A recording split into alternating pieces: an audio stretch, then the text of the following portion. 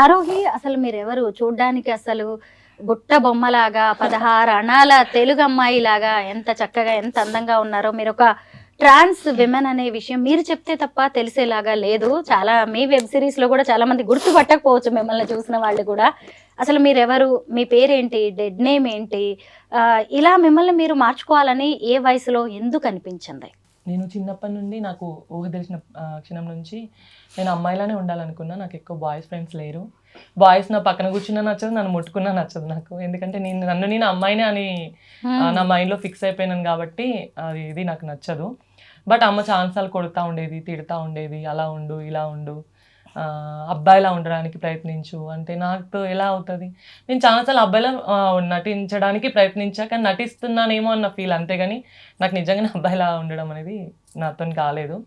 కాబట్టి నేను నా 14 ఇయర్స్ అప్పుడు నాకు కమ్యూనిటీ పరిచయం అయ్యారు. పరిచయం అయిన తర్వాత నేను బ్రెస్ట్ ఇంప్రూవ్ కోసం ఇంజెక్షన్స్ వేసుకున్నాను. నేను క్లాసికల్ డ్యాన్స్ చేసేది చిన్నగా ఉన్నప్పుడు.